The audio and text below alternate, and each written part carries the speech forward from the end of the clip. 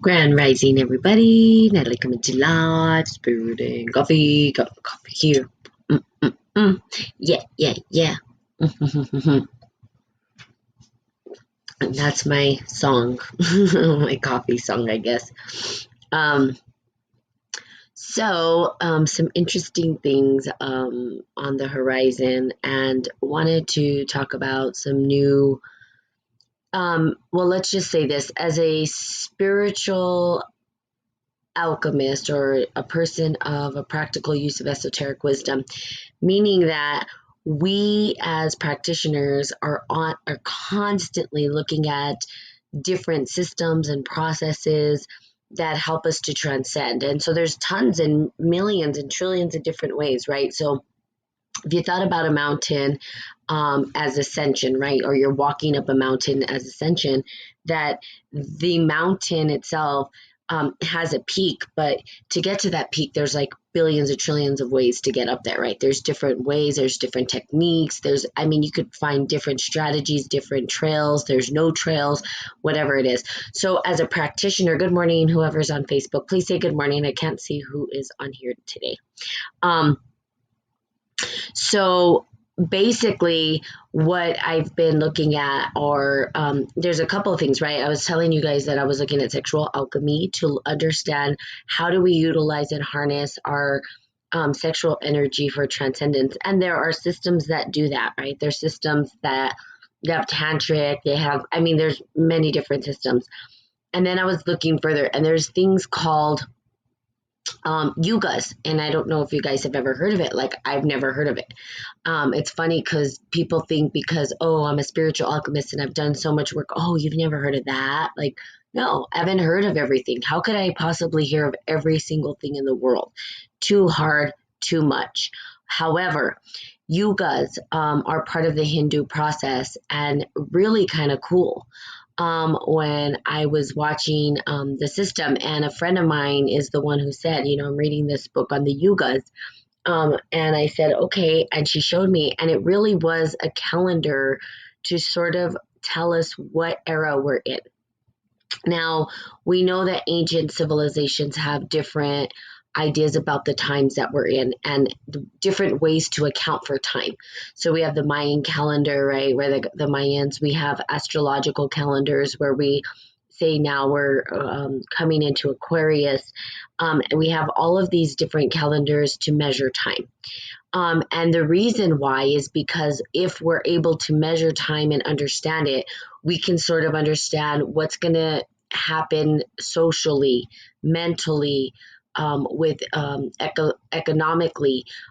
So we start to look at these calendars as a way to sort of prophesize or to determine what the future is going to hold for humanity. What is it going to look like? It'll say, well, we're in the technological era, we're in the industrial era, postmodernism, pre-postmodernism, whatever it is, right? We have all of these different ways to describe the times, the different places we're in. So the Yugas, which is a cool system, and it's all based on mathematics. A lot of it is based on mathematics and breaking down the understanding of time and the eras that we're in. So pretty cool.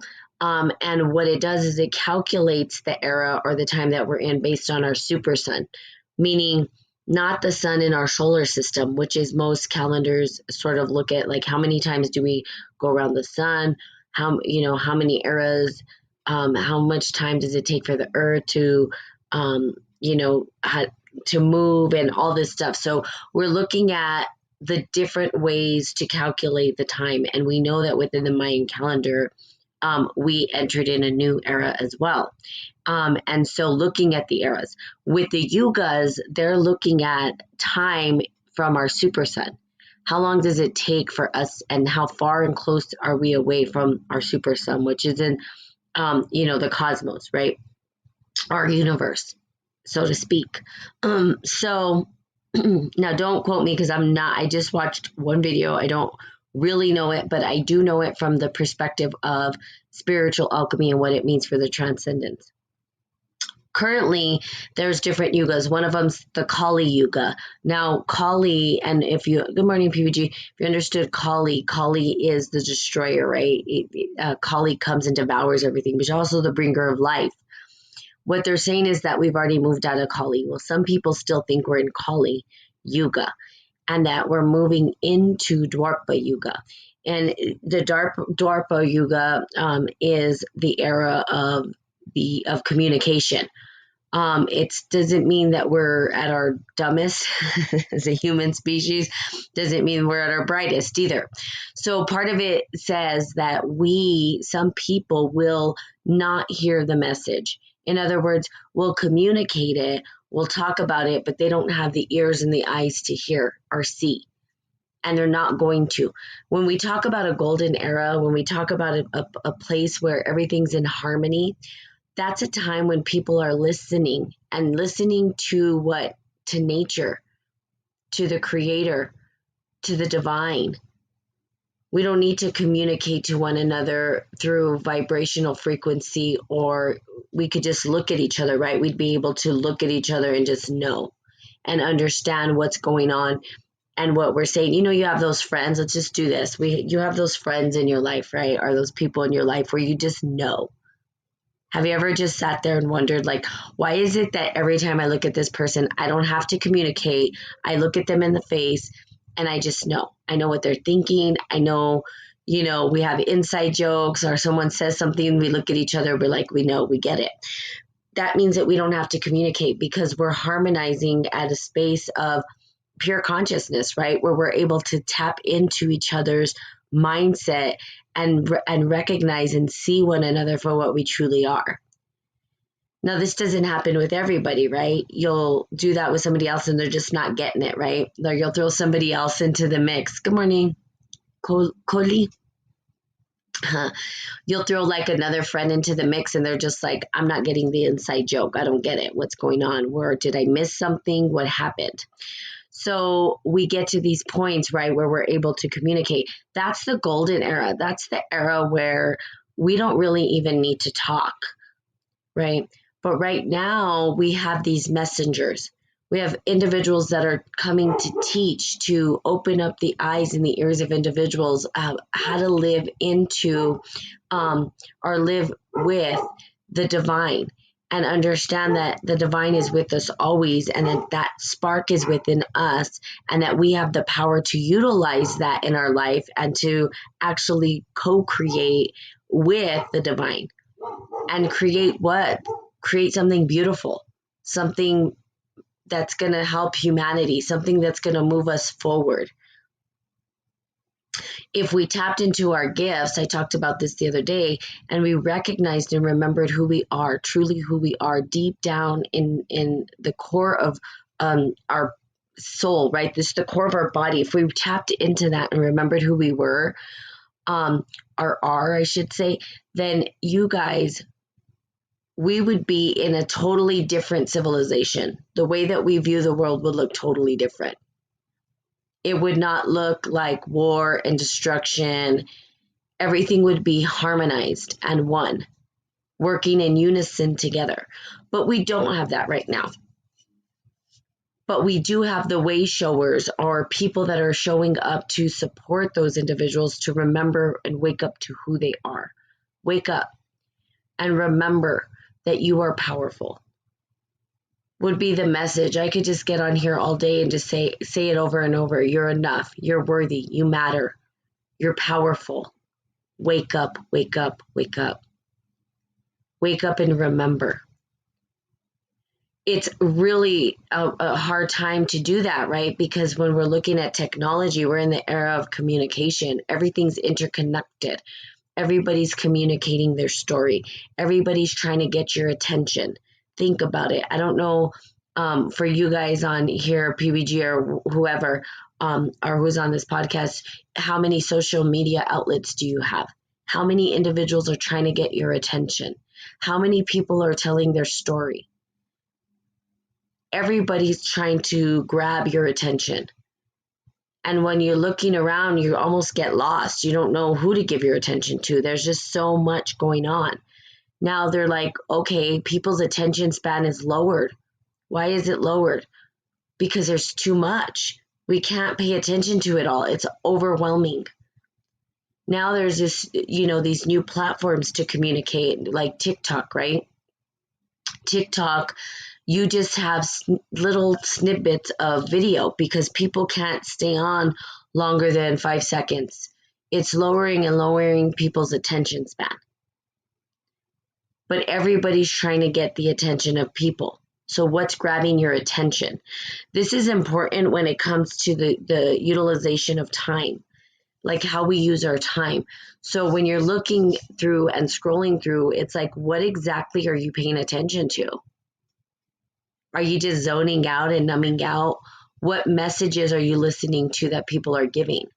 What truths are people giving? What lies are people serving you? Are you eating those lies? Perhaps.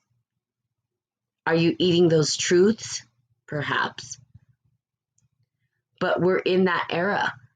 It's almost phenomenal when someone stays on this podcast from beginning to end.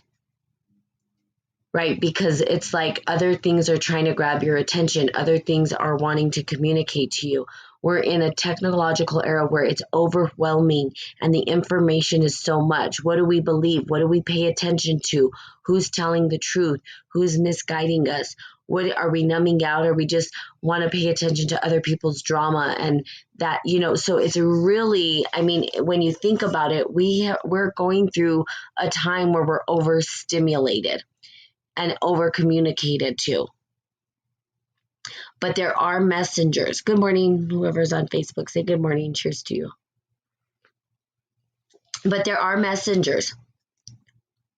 And in fact, you are probably a messenger. Well, we all are. But what message are you leaving? What message are you communicating? We all have this unique fingerprint to leave, this unique way of describing the way that we see the world that may or may not support others into their divine birthright or into their divine essence, or to help them lead their soul to their promised land. And you may have a key to that for some individuals. But what is it that you're communicating? What is the legacy that you're leaving behind? If we're in this Yuga, the Dwarpa Yuga, if we're in that space where we're learning to communicate and we're learning to wake individuals up so that we can step powerfully into the next Yuga, what they call it, the Yuga, then what is it that we're communicating or leaving behind? What are you talking about? Is it leaving a mark, right, for the world so that you can transcend, so that you can help others? And you're saying, hey, take my hand, let's go. We're going to go. I'm going to show you. I'm going to support you. I'm going to guide you. And then people step into that promised land, right? And they're like, whoa, where is this? Well, it's you being able to recognize that you yourself have the power to actually find the promised land. You do. It's that space of harmony that exists within. The space that allows us to heal,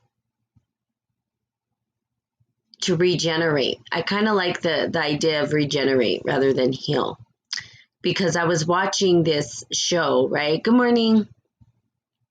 And I sort of like the way that they talked. There was a distinction there between healing, right? And then the distinction between regenerating.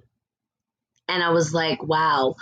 And it was the new science, right? They're coming out with this new science. And the new science is looking at how do we regenerate limbs if we were to lose them. Yes, I hope you had a great weekend as well. Thank you very much. I did. And the lady with these people were sitting on a panel, and they were a panel of scientists. And they were talking about, the body and how the human body heals or regenerates. And I didn't even know this. And it was pretty, I was like, wow, this is pretty cool, like the way the body works or whatever. But when we're babies, we regenerate. We have the power to regenerate. In other words, we have organs in our body that are constantly being remade over and over and over again. They're regenerative organs in our body, like the liver. The liver, you get a new liver constantly, right? The liver is constantly regenerating into a new. But at a certain age, we start to, instead of regenerate, we start to heal, meaning that our cells are the codes in our cells. If, for instance, we cut off a whole finger, right, it wouldn't naturally regenerate a whole new finger. It would just heal and you would end up with a nub. The cool thing, though, is if you save the finger, you can sew it back on, it would be fully functional. But if a child, and I can't remember the age that they said, if a child cut off the tip of the finger at a certain age, it would actually regrow again. Meaning that our body has the instruction and the power to regenerate. And now they're doing this scientific method, okay, where they took a frog, the person cut the frog leg off, and then they gave it some, it wasn't genetics, they gave it some tissue or something. I can't even remember, okay, you guys, I'm sorry, I'm not a scientist, but what they did is they put this tissue into the frog or something, and then it started to regenerate a leg again. In other words, it grew a new leg that was fully functional. Kind of crazy, right? So science is starting to evolve. So I'm getting into this because I feel like we can regenerate, right? Instead of healing, which healing is huge, right? The body does this naturally, but rather than heal, regenerate, which is sort of the idea or concept of immortality.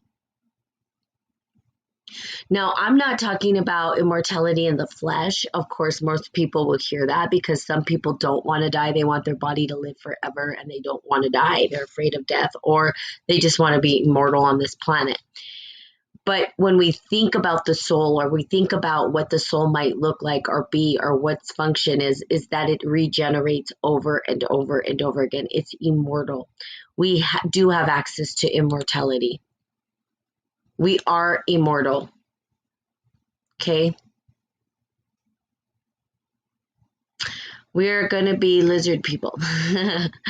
Are we going to be lizard people? I don't know. We possibly, who knows? No such thing as immortality. The Egyptians already tried this. No, you're not getting it. Well, maybe I just answered your question. I'm not talking about immortality in the flesh. Okay. That is what we're trying to do in the external. Okay. And the point I was trying to make is that the soul regenerates over and over and over again. Okay. But the science is trying to create these things. And yes, we did have a time in history where they were, messing with what I call natural law. Okay. Now, I'm not going to go into this right, wrong, good, or bad, what they're doing. I was trying to make a point. The point that we do actually have code within our body for regeneration. That regeneration is not something we've created. I am not a creator of your liver. I did not sit there and give all of the code that needs to happen in our body for your liver to regenerate over and over again. Nor am I the one that gave it the instructions to heal your body. Your body does that on its own. It does it naturally. And that came from something divine, something out. We don't have control over that. And we're trying to figure it out, right? Because we are an extension of the divine. People do manipulate and use this information in a way that I feel is detrimental to the survival of our species. I'll just put it that way, because I don't want to say it's right, wrong, good, or bad. For me to sit here and say that I hold the truth, it would be a damn lie. And if that was the case, we were talking about cults the other day, right? If that was the case, then it would be like, let's build a cult, because that's what cults do. They hold the ultimate truth, and that's that, and that's it. No, I don't hold the truth. What I do is provide an opportunity for you to find your truth, small t, and what it means for you. That's what I'm here to do. What is your truth? When we look at the way the world is running right now with the technology that's coming out, yes, we're repeating patterns. That's the way it works. History repeats itself. We continually do the same shit over and over and over again. Is it right, wrong, good, or bad? I don't know. I do know there are consequences for the way that we operate life. There are consequences. If this, then that. Okay, that happens on this three-dimensional time space place that we call Earth. There are consequences. Those are the laws of alchemy, cause and effect. Okay, that's actually a law of spiritual alchemy. If this, then that. That's within the realm of this three-dimensional time space. That doesn't mean that exists everywhere in the entire universe, in the entire world, but from our understanding of the way the world operates. Now, there will be consequences, of course, for people trying to have immortality in the flesh. Now, I'm not going to say that there's no such thing as individuals living longer lives than probably they should. I think that we've gotten to a point in civilization where they were able to regenerate themselves over and over and over again. But here's the deal. We're still impermanent in the flesh. The flesh is always decaying, and the flesh will never last forever in this particular form. Because if, let's say, something happened like a nuclear war, or let's say something exploded, and we couldn't get to the machine to regenerate our body, guess what? We're gone. Our body, our flesh is gone. So you're right. But the soul itself is immortal. Okay. So let's see. There's always cause and effect. It's up to us whether we make them good or bad. Yeah. Good morning, Roberto. Yes, the cause and effect is up to us. Which gets back to the point of what is it that you're communicating? What is your divine purpose? What are you going to leave? What is your legacy? What are you paying attention to? Are you sitting there numbing out, watching stuff that's not helping you get to your divine purpose or to transcendence? Who cares? It's not right, wrong, good, or bad. If you are, oh well, then that's what you're choosing, right? But remember, it's your choice, and there's a consequence for numbing out that way. Or are you focusing on what it is your divine purpose is? What is your soul calling, right? Do you not know what your divine purpose is? Are you confused about that? Some people are just totally lost, and they're like, I don't know what my purpose is. And some people are in the exploration and waking up and remembering that they have a divine purpose. It's really kind of, and it's hard, right? It's not an easy thing. It goes into the deeper questions and that intuitive space of who are you? Who am I? Where did I come from? How did I get here? It's like those bigger philosophical questions, the journey that you sort of take. And you start to look at it and say, okay, who am I really? What is it? What is the legacy that I'm really leaving behind? How do I choose to engage the world? How do I choose to show up in the world? Am I showing up the way that I say that I feel inside? Because oftentimes we think we're showing up a certain way, but we get feedback from others and it doesn't match up, right? And they're just like, it doesn't match. What you're saying and the way you're behaving don't match up. We've got to sort of look at that and say, oh, well, I'm thinking I want to be this way, but I'm hearing that I'm not showing up this way. What needs to be adjusted? Or am I more that way? And I just need to be honest with myself. You can't fake it. Energy doesn't lie. You can't fake being happy. If you're in a bad mood and you try to fake being happy, guess what? People can still feel that you're in a bad mood. They can feel it. It's like people putting on these fake smiles and they're smiling, but they're really inside. They want to just like punch something. People know, they can feel it. Energy doesn't lie. How do we begin to accept our authentic self fully so that we can then start to transcend? Because that's what it takes. It takes us being able to accept who we are authentically in any given moment. That doesn't mean that we're happy, go lucky all the time and that everything's beautiful and peaches and cream and roses and all that. Sometimes life feels like shit. And sometimes it's really difficult to get through stuff. That's okay. That's part of life. There was a part of, I was also watching this other video, right, about this, because I'm in Kung Fu, right? I take Kung Fu, and it's just Shaolin Kung Fu. Comes from the traditions in the Shaolin Temple in China. And we go, our center goes to China, to the Shaolin Temple to visit. And we do that, I think, every 2 years. Okay. So, but I was watching an individual talking about the mindset of the Shaolin, the Shaolin monks, and what they believed and how they believed, right? And that's it. In order for us to succeed, we have to fail. We can't have one without the other. In other words, we live in a place where there is a duality. But people are oftentimes afraid to fail. That's why I'm telling you that the soul is regenerative. It regenerates. It doesn't heal, it regenerates. And I like that distinction a lot better, right? I like the distinction because what it says is that it's already whole, perfect, and complete. The soul doesn't need to be healed. Our misconceptions about life get to be healed. Our misconceptions about who we are get to be healed. The soul is there to help us regenerate into new. But once we heal that sort of separation or that those misconceptions, the soul's there and it's regenerating constantly.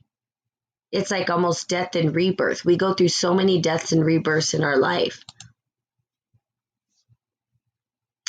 Do you support a country like China? And what do you mean by support? We all support. Here's the deal. Let me just put it this way. Who doesn't support China? We're buying all of their stuff. They import more than we export. Everything that you buy, look at the bottom. It says made in China. So if we want to ask if we're supporting them, well, I'll say we are supporting their economy by buying their stuff. So everybody's supporting China. Go look in your house. Go see how many things. Go see how many different pieces of clothing. Go see all the stuff that you've bought in your lifetime, and I guarantee it's from China. So are we supporting them as a country? Yeah. So it's funny because we want to point fingers, right? That's the easy way out. Let's talk about another country and how terrible they are to their people. But we don't want to point the finger internally and say, how am I treating people? We'll make everybody wrong, but yet we don't want to look at ourselves. In order to transcend, point the finger inward. Okay? Look at yourself. Point your finger inward. So of course, you're going to say, and you can do this. It doesn't make you right, wrong, good, or bad. You could say, oh, well, it makes them worse because they own slaves. So that makes me a better person. So I must be more awake or better than they are. But that in itself, that judgment of better, still has issues in it, and it has a flaw. A flaw of that we're separate, a flaw that they are them and we are us, and then that causes separation, and that's the issue to begin with, because maybe you're pissed because they don't have slaves, but look at what you've done now. If you looked at that whole idea of I don't own slaves, you're making them wrong. You're saying that you're right for the fact that and now you're above them because you don't own slaves. So the idea of us versus them becomes they are worse than me. Okay. We are all forced to buy their products. Well, you're not necessarily forced. You could definitely buy local. There's always local. But guess what? Local's more expensive. And guess what? People aren't willing to pay more. I'm not saying all people. Okay. Don't hear what I'm saying. So people, like, for instance, we have I believe in, and this is going a little bit off topic, but that's okay. we have a markets right here in New Mexico, and we have a lot of local companies. We have a lot of small businesses here, and I wanted to buy a mug, and a mug from a local potter because mine broke. I had bought one from not Durango, from Silverton, where the potter created it, the clay and all that. And so I said, I want something that's local, from the earth, the clay from here, everything. And I went into this tea company, and they had these really awesome mugs. And I was like, oh my God, I love this mug. I really want it. And I looked at the bottom and it said made in China. And I said, not that I don't support Chinese, and I'm not going to get into that because I love all people. I love the country, and that's a whole other dialogue that we could definitely talk about. But I was like, I want something that's made local. I want someone that they put it in their hands, not mass produced. I didn't want a mass production. That mug was like maybe $10. Okay. So then I go to a place where they have local potters. That mug, $35. Okay. Guess what? I bought the mug because I want somebody who's local. I want somebody who's created it from the earth up. But you are not forced into anything. You're accepting and you're agreeing to those terms. See, you yourself have the power to even create your own stuff. You can have your own little farm. You can grow your own crops. You can make your own utensils. You don't even have to use utensils. In India, they use their hands to eat. You don't have to use utensils. We're so ingrained in the luxuries of life that if we took it away, we wouldn't know how to act. Most people, I'm not saying all people, but typically we've been conditioned and socialized. I wanted to live on a farm. I wanted to live out in the country when I was little. I didn't want to live in the city and all this stuff. My parents said, oh, wow, too bad. Guess what? I live in a city. Put me out in the wilderness and see if I'll survive. No, I will die. I mean, unless God came and just said, here you go, and gave me some divine intervention on how to build a house out in the wilderness and what foods to eat or whatever. They only use the hand they don't wipe their ass with. Yes, I lived in India, so you shall know that I understand.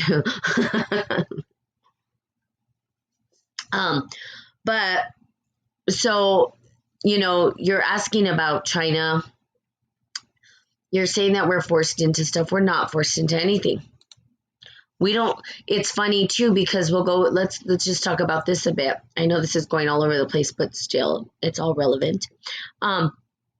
They were talking about, they go through these vaccines and, they're forcing us. And I don't know, there was this picture circulating, and I don't get into these things because I'm like, come on, people, like, really? It was a Walmart with people standing in line. It said FEMA. I don't know what, right? They're trying to scare people, or I don't know what they're doing. And people saying, this is what our world's come to. And I said, look, they're going to force us. I said, no one's forcing you to do anything. The reality is that you can go the opposite way and go to the land and let go of all the comforts of life. You could become a land-based people again. All of us could. We could walk out of this system that's been created and go straight to the land and start living off the land. But will we? Some people will, not everybody. You see, if they disconnected us from society, most people would die. Natural causes. They wouldn't even know what to eat in the wilderness. People don't even know their own local native plants that they can eat. My friend Michael, he amazes me. If anything ever happened, I would go with him. He knows how to eat from the land. He knows everything you can eat. He knows his landscape. He grows his own food. He knows how to build stuff. I mean, if you put him in the wilderness, he'd survive. But we don't want to let go of the comforts. We want to point fingers, right? This is taking personal responsibility. To take personal responsibility fully means that you reject the entire system, means you walk off the grid, means that you create your own thing. How many people are willing to truly do that? I forged the land. That's awesome. I love that. Love that you're forging the land, because I'm putting myself into that as well. I don't know how to do that. I'll be the first to admit that I don't know how to do that. I know people who do know how to do that, and I can go to them and I would learn. Please don't tell my wife she is ready to check out of society. Oh God. Linga's like, please don't. Okay, I won't. I promise you I won't. It's hard. But see, and then there's another thing, Linga. People will say they want to, and then they go and they're like, please give me back my comforts. We say we want it as an idea, as a concept, we romanticize it, but it's not romantic. It's not fun. Go out to the wilderness. The wilderness will have your ass. Trust me. And there is no forgiveness, right? There is no like, I'm not going to hurt you. If a mountain lion comes in hungry, guess what? You better be ready to fight that mountain lion. Yeah, better be. I don't even know if they eat people, but I know they have. They certainly have killed people. And they'll devour you and spit you out and say, ugh, I didn't like you. And there you are dead. You think that they're forgiving? You think they're going to stop? No, that's nature. See, we're so used to our comforts. And no one's going to have these hard conversations with people. Most people, want to point the finger, our government, or this or that. Well, what are you doing? Are you going and leaving society and starting your own thing? Do you even know how to do? No, because we want the comforts. I want the comforts of plumbing. Yeah, there you go. I said it. I could be honest with myself and I can accept it. But how can we heal until we accept that? We can't. We're going to point the fingers at everybody. It's China, it's this, it's that, it's this country. We're buying they're forcing all of this consumerism on us. They're not forcing it. You're choosing it. Take personal responsibility. We can't change it until we do. And it may sound harsh and it may be like, oh, Natalie's a jerk. I'm not being a jerk. What I'm doing is giving you some harsh realities, right? The truth, some harsh truths. Now, there is another truth. The other truth is you can just accept it and you can totally complain about other people and what they're forcing upon you. And there's a consequence for that. And maybe that is your truth. Doesn't make you right, wrong, good, or bad. That's what I'm trying to tell people. You're not terrible because of certain things. 100-Yard Alchemist. Oh, I didn't even notice your name, 100-Yard Alchemist. That's so awesome. Are you still on here? Hopefully you are. You don't believe how many people are afraid of eating from their yards. Yeah, I know. Haha, plumbing. No, we are forced. It's called Amazon. Yeah, Amazon forces you, right? You get on there and you can't help but want to. Okay, 100-Yard Alchemist. I love that. So are you calling yourself 100-Yard Alchemist because you are forging the land? Yes, and it is amazing that there are all of these plants that you can eat in your own backyard. My friend Michael, I just absolutely love this guy. He's so cool.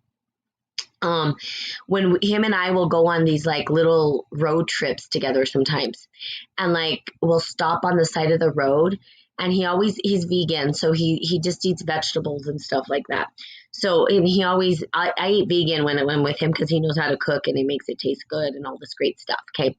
So he'll stop at the side of the road and then there'll be all of this plantation, all of this, stuff you think was weeds. And he's like, oh, look we can eat this, we can eat that. And I'm like, can we actually put it in our salad? He's like, absolutely. So he'll go and we'll start foraging from the side of the road, right? And we'll start picking all of this food and we'll put it in our salad and we'll eat it. And then he knows what it all does. He'll go to his backyard and say, yeah, you can eat this plant, you can eat that plant. In other words, this is what they don't want us to know, okay? I'm going to tell you what they don't want us to know. They don't want us to know that there's an abundance of food, that God, Creator, regenerates over and over again. If you look at plants, they're constantly regenerating. They're a fractal pattern that has a never-ending pattern. It just over and over and over and over again regenerating. You cut the end of a plant, it regrows, it regenerates again. Remember what I was talking about regeneration? It's kind of circling back to what I was talking about in the first place. It regenerates itself. Plants have this ability to regenerate. Pretty awesome. It regenerates over and over. Abundance. There is abundance of food. Guess what? It's not the food we want. And that's the problem. The problem is people are not willing to give up the comforts. They're not willing to give up their donuts. Or they're not willing to give up their pastries to eat plants on the side of the road. But you could survive. You're not going to die.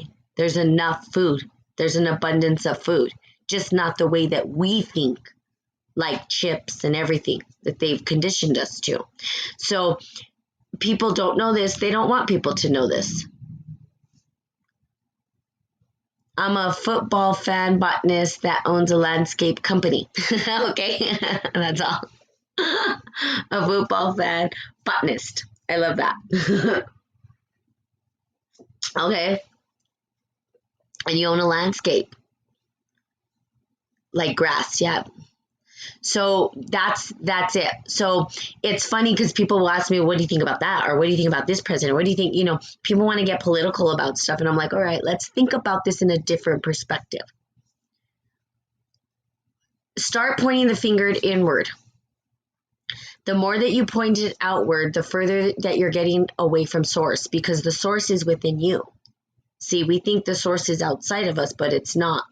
We have this in sort of this internal instruction, but we can't get to our internal instruction and programming because we're so busy looking at the external programming they're feeding us. Guess what? It's easier to do that at some times, but there's a big consequence we suffer for that. We suffer the consequence when we start to look at the programming that's happening externally, and then we eat it as though it's ours. We came with instructions. We just don't listen to them. We're not listening. We're not silencing ourselves enough to hear that internal instruction. We know, you guys know, you understand. There's those days when something internally tells you don't do this, right? They call it a gut feeling. And then you do it, and then you know that it turns out pretty not the way it should. And then you're like, shit, I should have listened to my gut. You know, it's that intuition. See, we have the internal voice there telling us something.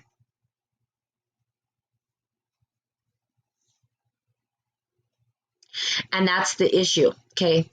That is, and I don't know if it's the issue, but that's what's keeping us from actually moving into the next phase of healing, is that we constantly want to focus on, you know, what is the politicians doing? What is that country? It's them, it's them, it's them, it's them, it's them. We're fighting. It isn't them. It's you. See? Nobody wants to hear that. It's not me. How can it be me? So it's hard. It's hard because it's not an easy process. We've been there are theories out there. And part of the theory, I don't 100% agree with everybody's theory out there. Like, honestly, I'll be honest.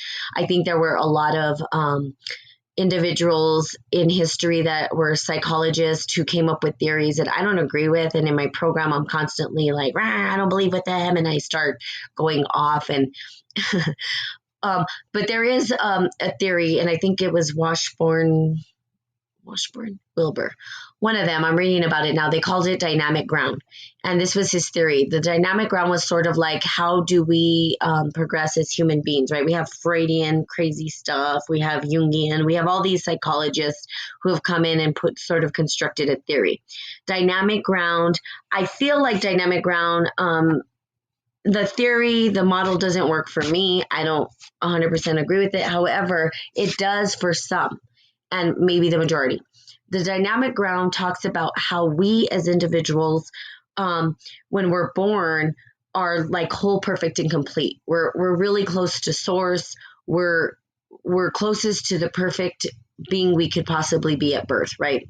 Because we haven't been conditioned and programmed. As we start to mature and get older, we start to develop an ego. We need the ego in order to survive. The ego is there to help us to maneuver this earth and survive. It tells us, what's good, what's bad. Because it wants our body to live, the flesh. It wants our flesh to live. So we start to develop this ego. As we develop the ego, what the theory says is we get further and further away from the dynamic ground. Dynamic ground to me is the source. That we get further and further away from the source, we sort of forget. We end up in our midlife crisis, which they call the dark night of the soul, where we're forced almost into submission to remember the source again. And so I think that most people kind of go through this process in life.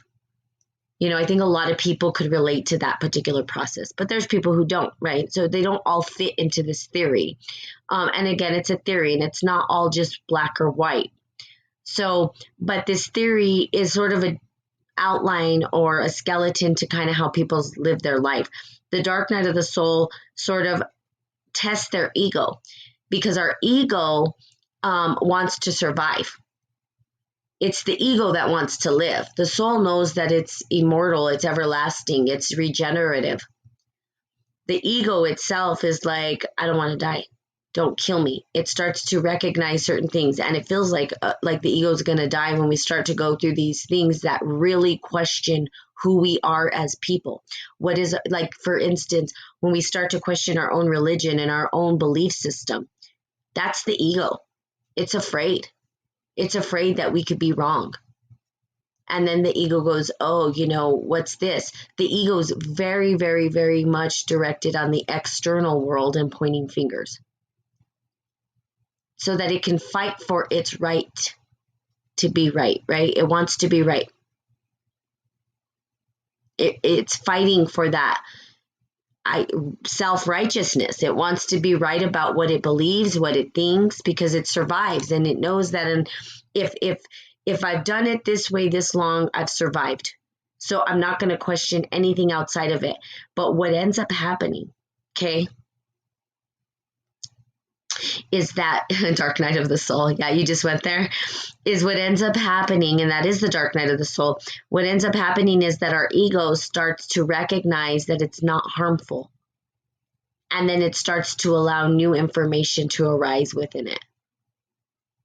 So really what you're looking at in this world, if you really want to be a true kind of alchemist, right, and a practitioner of the work, what you'll constantly be looking at is what your ego is attached to and what your soul's trying to regenerate or heal.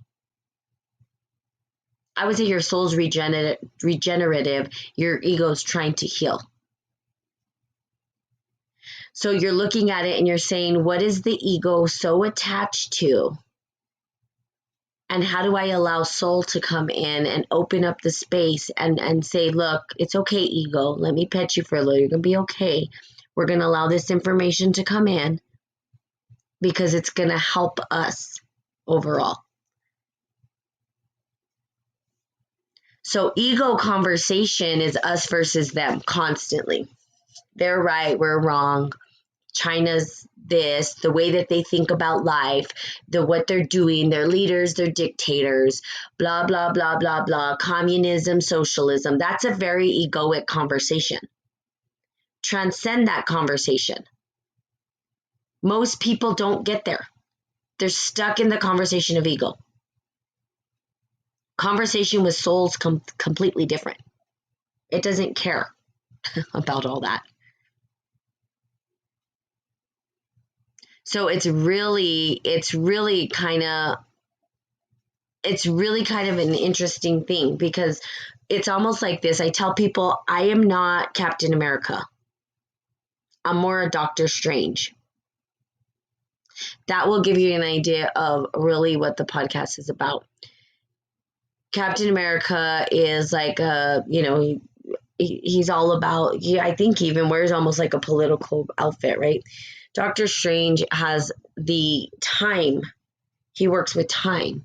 He gets the time. He opens up the time. He works with cosmic things that are outside the realm. He's a protector of the realm of something that it's not human, but it's spiritual, right? He's a spiritual protector, you could say.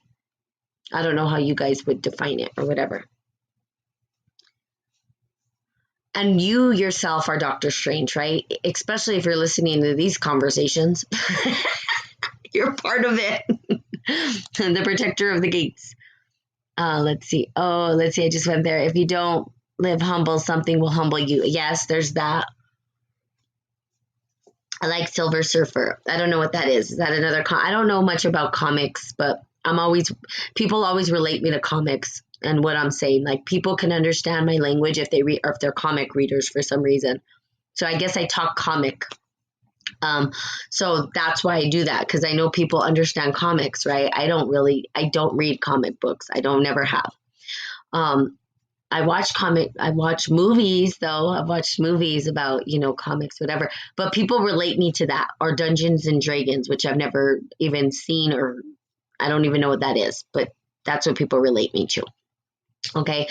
That information that's given on those programs is waking you up to something. It's telling you that you have this power within you. So you can ask yourself, and I think we'll end here, is asking yourself, what conversation are you in? Am I in ego conversation, or am I in soul conversation? Ego conversation is going to point fingers. It's going to be self-righteous. It's going to, talk about these dualities, or these splits, us versus them. It's going to talk about separation. And then when you say, oh, I'm in an egoic, now again, not right, wrong, good or bad, either way. Those egoic conversations are important. That's how we survive, is in the flesh, right? They're good. The ego is not a bad thing. It's when ego's getting in the way of your divine purpose, and it's fighting, and there's no reason to fight. That confliction inside, right, is where you start to say, where am I talking to my soul? That means that you have to silence and listen. Okay, people will call it the voice of God. Like, if you want to hear the voice of God, shut your mouth and sit there and listen. Right? And then you start to say, oh, I can hear it. It's coming in. I hear what it's telling me.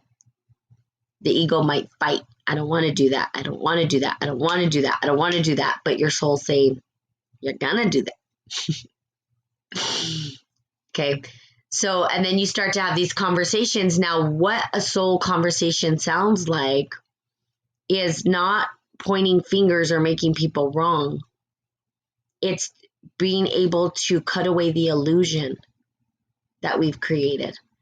So there is in tarot, there is a card, and I can't remember what card it is, and it's in the transformational deck, but it's a swords card, and it's cutting away the illusion. When we have our sword to cut away the illusion, to show us that we are not separate, that we are one, and that we are whole, perfect, and complete, and we stop pointing fingers and we take personal responsibility and we recognize what is, and we cut away the illusions and remember who we are, that's when we're actually having a soul conversation.